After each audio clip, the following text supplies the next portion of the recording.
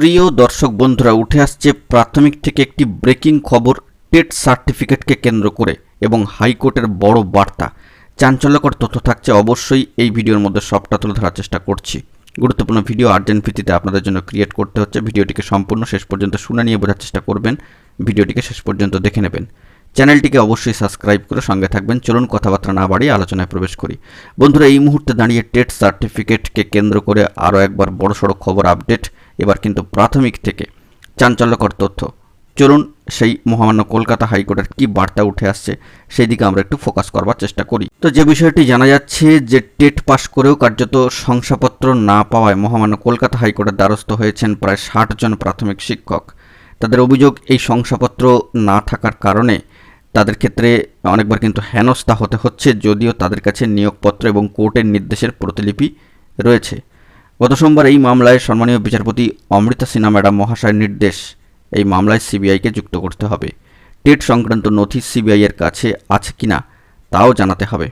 সম্মানীয় বিচারপতির পর্যবেক্ষণ, প্রাথমিক শিক্ষা পর্ষদের আরও দায়িত্বশীল হওয়া প্রয়োজন।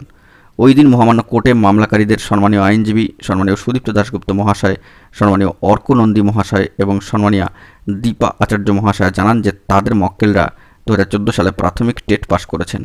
তারপরেই হাইকোর্টের নির্দেশে প্রাথমিক শিক্ষক হিসাবে নিযুক্ত হয়েছেন, কিন্তু প্রাথমিক শিক্ষা পর্ষদের ওয়েবসাইট থেকে তারা টেট পাস শংসাপত্র পাচ্ছেন না।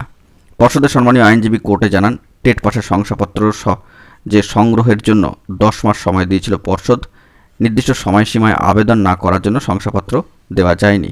বর্তমানে ওই তথ্য পর্ষদের হাতে নেই। সেই তথ্য ভাণ্ডার বর্তমানে সিবিআই এর কাছে আছে।